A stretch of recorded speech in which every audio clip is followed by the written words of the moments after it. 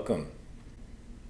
So this lecture will begin the section on the fourth kosha. And that layer of ourselves is called the Vijnanamaya Kosha. This is the body of wisdom it's usually referred to.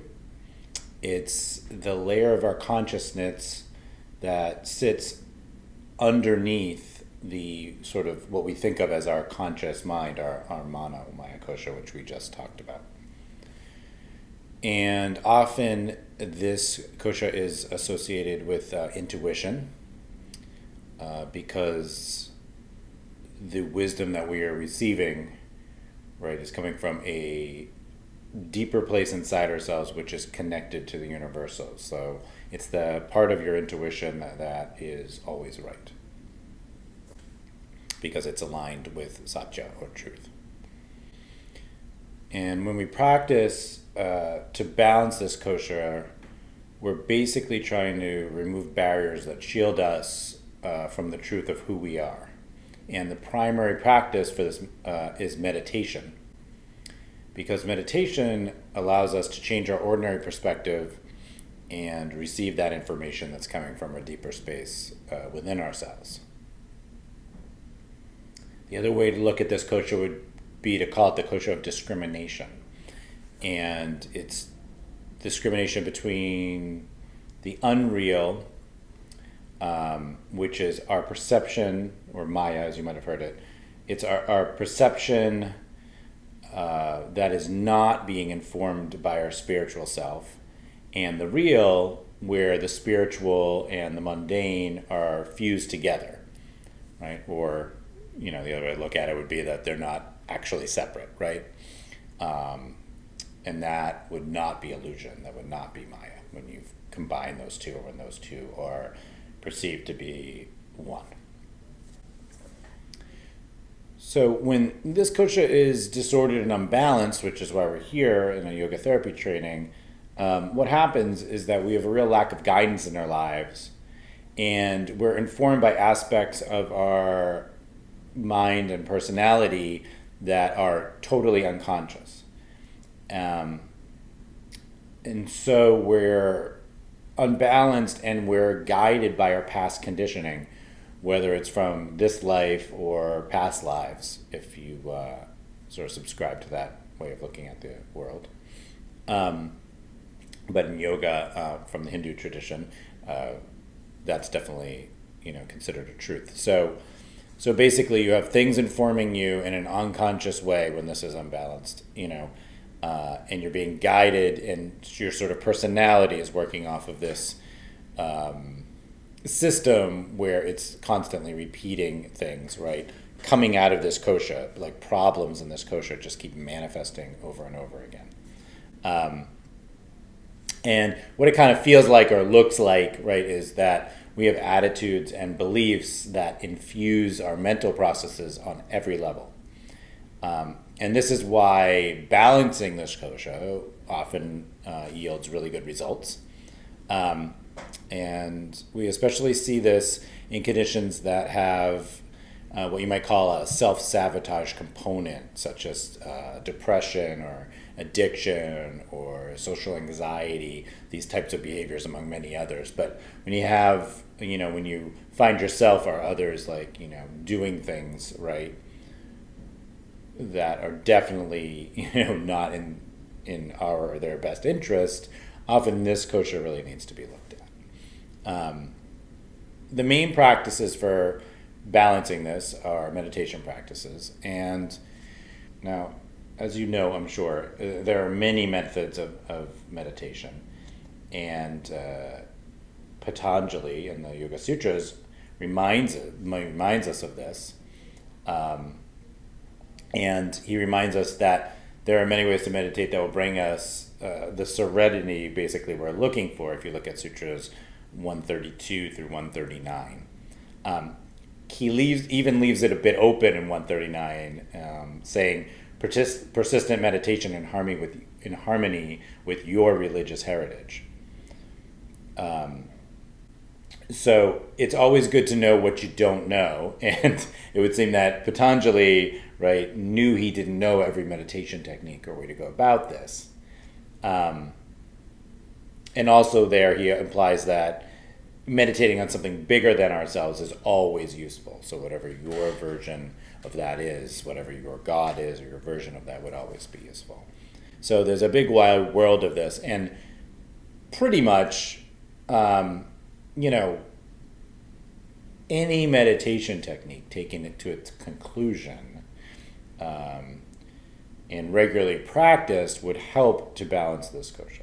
There's more specific things to say about the meditation techniques, which we will as we go through them. But in general, you're going to want, if you think you're having a problem on this level, you're going to want your client forming a meditation practice that works for them.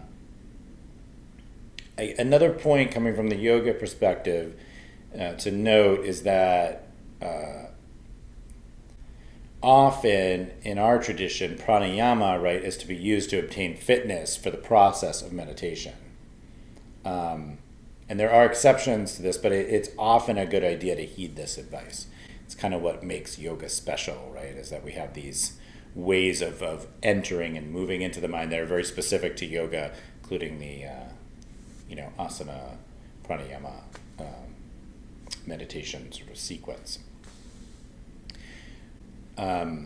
So in the Yoga Sutras, Patanjali outlines the process of meditation, that I guess, he practiced and the way he saw it. So there's dharana, right, which is concentration.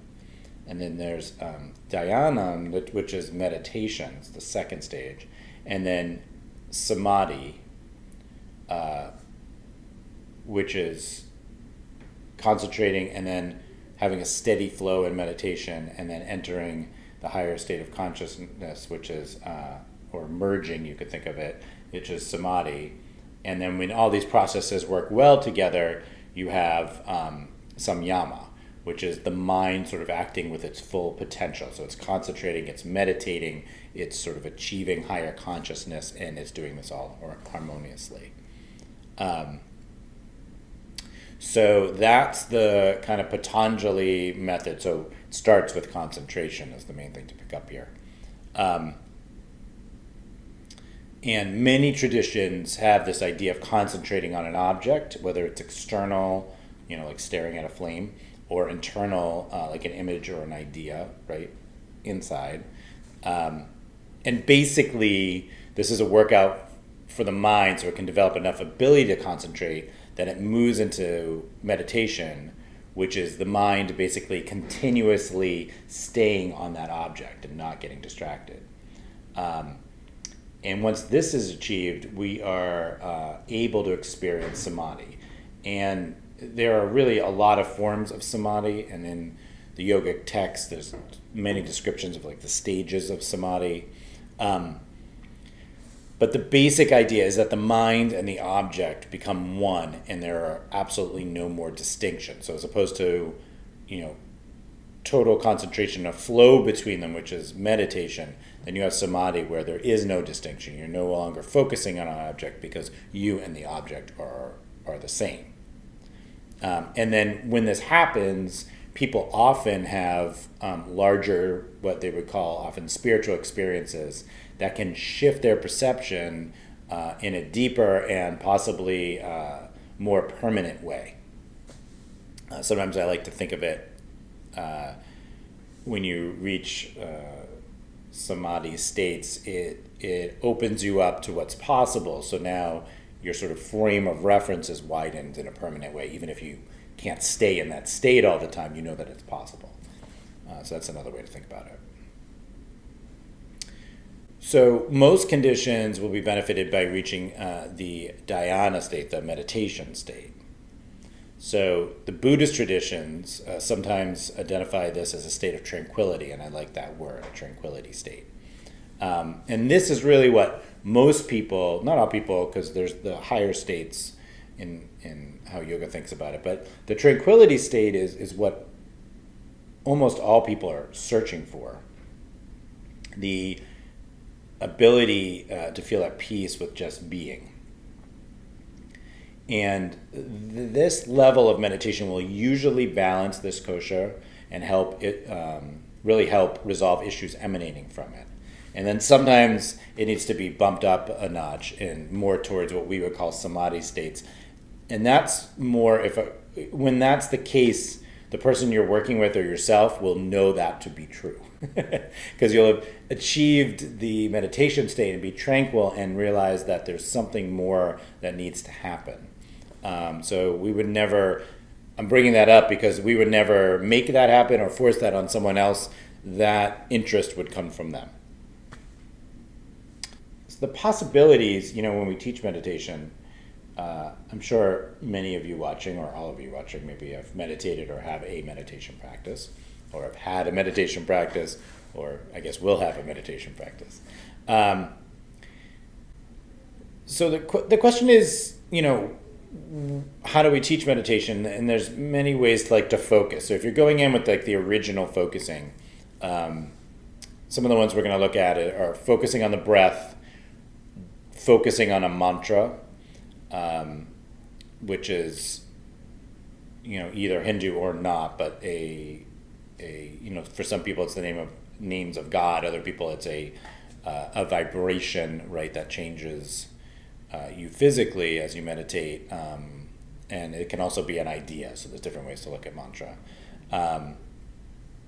Another way is to actually focus on the thoughts themselves, and that's usually done with watching them come and go, arise and fall, and seeing that they're impermanent is the basic point of that. Another way to go with focusing your thoughts is shifting them on purpose, as we do in metta meditation, and moving our thoughts towards the heart and love, and directing thoughts towards love for ourselves and love for others, and eventually love just as a concept, love for everything and the actual idea of love. Can also focus within the body and on energetic centers. A popular one would be focusing on the heart.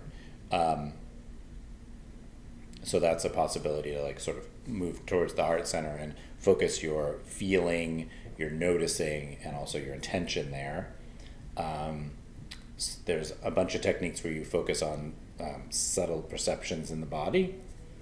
And then, of course, there are many, many more, but these are just some of the different ways, right? If you stop and think about it, many of you might already know all of these ways and be like, oh, wow, I know, 7 meditation techniques I've done, or 10 meditation. There's really quite a few of them. Often, just as an aside, people will call something a meditation, which is fine. It's just a language thing, but that is actually a contemplation or a thought process, and it's not actually meditation or concentration, right? So we're going to be looking here more at how these techniques bring us into meditation, right? Actual meditation, where we're sort of deep enough in it where we're fusing with our object. Now, the reason we're as yoga therapists are going to need facility in many methods is because our clients are going to be really, really different. And it's important for us to have experience of several methods so we can instruct them. And in this case, it's also important not to only use our own experience, with meditating, since we're not our clients. So for many, for instance, watching the breath, right, is an easy way into meditation, right? And for others, it's totally maddening and frustrating. For some, metta meditation, directing the thoughts towards, thoughts of love towards ourselves and others is, kind of an obviously good idea and will be really appealing and kind of easy and lead us into meditative states. For others, it brings up thousands of self-hating or hatred of other people or whatever vrittis moving through the mind. So it kind of moves us away from a meditative state. So ideally, in my opinion, we help our clients kind of find the path of least resistance as they try to do this. So in years of yoga therapy practice, I have not found it beneficial to kind of force the issue most of the time, to get clients to break through blocks, which is the way it's often taught. Often if you are taught meditation and tradition, you have your method, of course, and then sort of, let's say, sitting through pain, right, is a very common thing that people are told to do. You're uncomfortable, that's just part of watching your mind during that pain. Now, I'm not saying that's a bad idea, but I found in a therapeutic context, usually doesn't work. So we, as yoga therapists, have many meditation techniques available to us. We also have other techniques, right? The asana pranayama meditation equation is unique to yoga and a real treasure, and we can use that, get people towards meditation. And that said, there's often like some method of meditation that will be eventually kind of like appealing and relatively simple for any given client. Pranayama and sort of like using the pranayama that's right for your client and movement that's right for your client. It's the same with meditation. And even if you are a more rigid person with your own meditation practice, especially if you're a very experienced meditator, and if you are, then you know, of course, that sort of working through things that are hard for you have been good for you. But that's not necessarily true in the therapeutic context, because really we're trying to get them as quickly as possible to a state of tranquility, so that this kosha can be balanced. And with that balanced kosha, whatever we'll call them symptoms, right, are happening will decline, and that's our job. So it's a little different than just simply teaching someone meditation. And then, of course, we want to know, there's a reason why we're doing this. Like, we want to know, well, what does it look like when this kosha, this fourth kosha, right, is balanced? And what you usually see is a clarity, a mental clarity that results, that allows a person to feel confident in the decisions they're making. So health, right, which we're often dealing with, is easier to find or maintain because the client's now guided from a place of intuitive knowing the actions they're taking, the practices they're doing, their lifestyle changes they're making, their decisions are beneficial for them. And this allows, when you know that to be true, it allows one, right, to replace deep-seated negative patterns with more useful ones. So that's how you know it's working. Your client, is being guided by themselves, by their, like, a sort of deeper place, an intuitive place where, if they're working with you, maybe, you're giving them practice and they're like, I know this is a good idea. They know, as opposed to you knowing. It sort of turns on you. And they're like, that is a good idea. I know this to be true. And now I can actually make meaningful changes that will benefit me. So as always, I thank you for your time and attention. Om Shanti, Om Peace.